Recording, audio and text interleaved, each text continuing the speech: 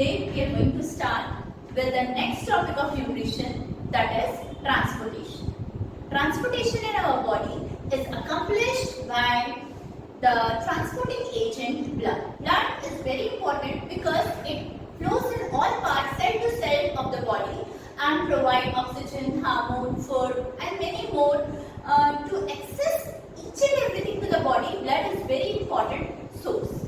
But to throw the blood in all parts of the body, a source, energy source has to be required. This energy source is provided by heart. Heart is the pumping organ of our body which pumps the blood to all parts of the body till the blood reaches all parts and returns back to the heart. This complete process has a certain motive of oxygenation and deoxygenation. This process we are going to learn in the double circulation of heart, in which the blood flows twice the heart. Once from heart to the body and body to the heart, and second from heart to lungs and from lungs to heart. The complete system is accomplished by two types of circulation. The circulation which is accomplished from heart to lungs and lungs to heart is pulmonary circulation, and the circulation which is accomplished from heart to body and body to heart is called as systemic circulation. So starting with the heart. A heart is having the size as large as the size of your fist. Fist is the size of your heart. Each and every one, when you close your fist, the size is as good as your heart.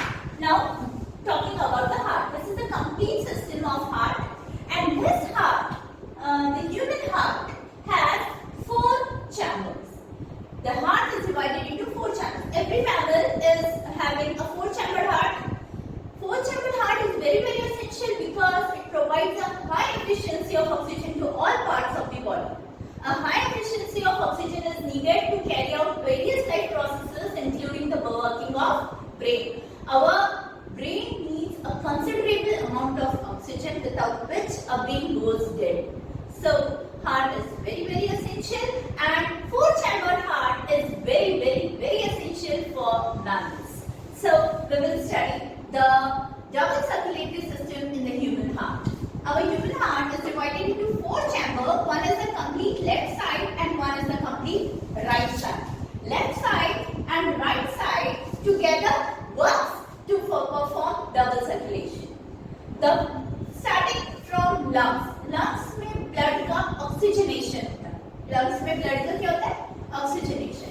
अब ये oxygenated blood हमारे left atrium में, left side जो है ये हमारा oxygenated side है.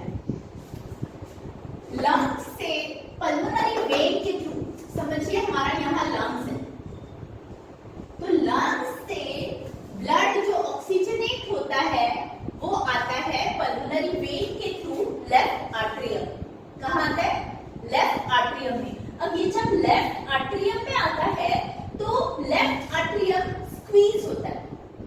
जैसे ही देखिए जब रिलैक्स कंडीशन में होता है तब यहाँ पर फिल होता है, ठीक है, और जब कॉम्प्रेस होता है तो यहाँ से लेफ्ट आर्टरियम से ब्लड जाता है लेफ्ट वेंट्रिकल के अंदर. लेफ्ट आर्टरियम से स्क्वीज होने के बाद ब्लड जाता है लेफ्ट वेंट्रिकल के अंदर, और लेफ्ट वेंट्रिकल जब स्क्वीज होता है then this is a very strong chamber. जो वेंट्रिकल्स होते हैं ये हमारे बहुत स्ट्रॉन्ग चैम्बर होते हैं, क्योंकि इनको पूरी बॉडी के अंदर ब्लड थ्रो करना होता है या लंग्स में ब्लड थ्रो करना होता है.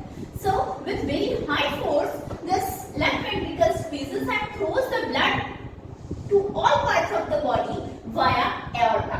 Aorta is the main artery. Aorta is the main artery. देखिए हमने यहाँ pulmonary vein पढ़ी जो oxygenated. This is the exception. Pulmonary vein हमारे बॉडी की अकेली ऐसी वेन है जो ऑक्सीजनेटेड ब्लड को लेकर ट्रैवल करती है. बाकी सारी वेन्स डीऑक्सीजनेटेड ब्लड लेके जाती है, लेकिन अकेली पल्मोनरी वेन ऐसी वेन है जो ऑक्सीजनेटेड ब्लड लेकर हार्ट में आती है. Pulmonary इसलिए because it is associated with lungs. Anything associated with lungs is called as pulmonary, and anything which is associated with heart is called as cardiac. Just remember. So aorta से pulmonary vein के through, lungs से pulmonary vein के through left atrium में हमारा blood आ चुका है. Left artery squeeze हुआ, left ventricle में ब्लड गया, लेफ्ट वेंट्रिकल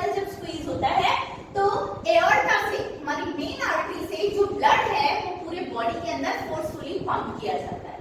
हमारी बॉडी इस ऑक्सीजन को एब्सॉर्ब कर लेती है और ऑक्सीजनेटेड ब्लड सून कन्वर्ट्स इनटू डीऑक्सीजनेटेड, क्योंकि उसका जो ऑक्सीजन है वो एब्सॉर्ब हो चुका है।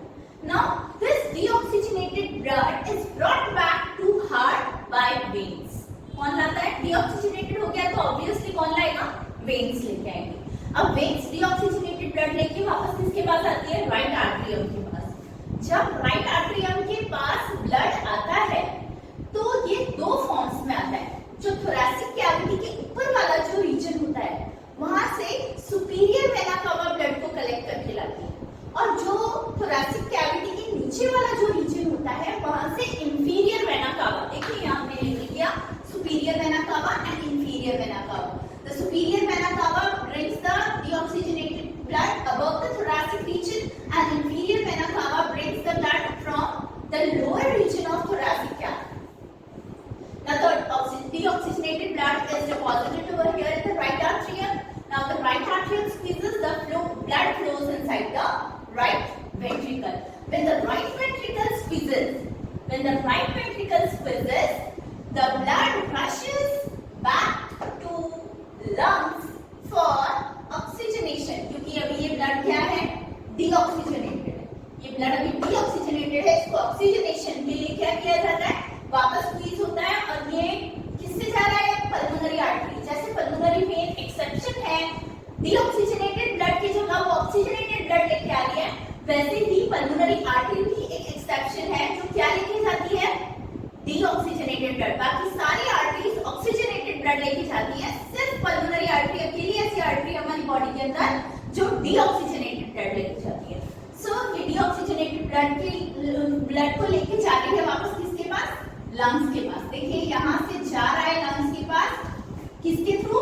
पल्मोनरी आर्टरी के थ्रू। पल्मोनरी आर्टरी के थ्रू कहाँ जा रहा है? लंग्स में।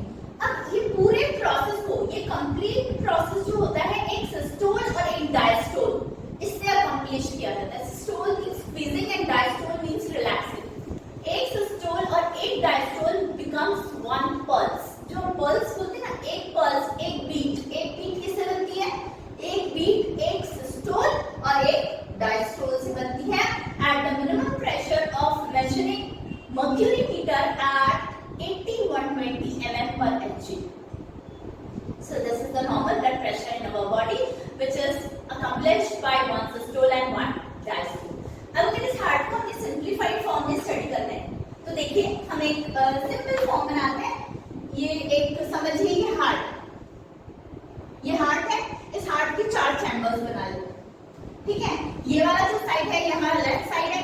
So left atrium, left ventricle, right atrium and right ventricle. ये चारों के बीच में स्पेसेस है जो वॉल्स से गार्डेड है, ठीक है? यहाँ से ब्लड जाता है। अब यहाँ पर हम लिखते हैं लंग्स, क्योंकि एक्सचेंज हो रहा है लंग्स के बीच में और बॉडी के बीच में। सो बॉडी और लंग्स, ठीक है? ये ऊपर नीचे। हमारे सबसे पहले स्टेप देखिए, ये जो लंग्स है, लंग्स से ब्लड आ रहा है हमारा लेफ्ट आर्टरियम में, ये हमारा स्टेज 1। स्टेज 2 में लेफ्ट आर्टरियम से हमारा जो ब्लड है वो जा रहा है लेफ्ट वेंट्रिकल के अंदर, ये स्टेज 2 हो गया। लेफ्ट वेंट्रिकल में ब्लड आ गया। नाउ दिस लेफ्ट वेंट्रिकल से ब्लड जा रहा है हमारा बॉडी में, ये स्टेज 3 हो गया। अगर हमको अकम्प्लिश कैसे हुआ वो लिखना है, तो लंग से जो आ रहा है वो आ रहा है पल्मोनरी वेन से,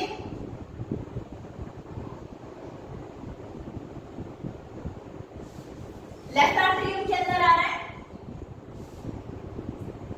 कौन सा ब्लड आ रहा है? Oxygenated blood. नाउ लंग से आ रहा है ऑक्सीजनेटेड ब्लड लेफ्ट आर्टरियम में, यहाँ से जा रहा है लेफ्ट वेंट्रिकल में, और ये ऑक्सीजनेटेड ब्लड पूरे बॉडी के अंदर जा रहा है किससे? एओर्टा से। अब ये बॉडी में ऑक्सीजनेशन हो गया, ऑक्सीजन यूज हो गया। यूज होने के बाद ये डीऑक्सीजनेटेड ब्लड आ रहा है राइट आर्टरियम के अंदर बाय वेना कावा। सुपीरियर और इंफीरियर वेना कावा हमने पढ़ा, इसको हमने वेना कावा लिखा है, ठीक है? ये हो गया हमारा स्टेज 4। वेना कावा लेके राइट आर्टरियम में आ गई।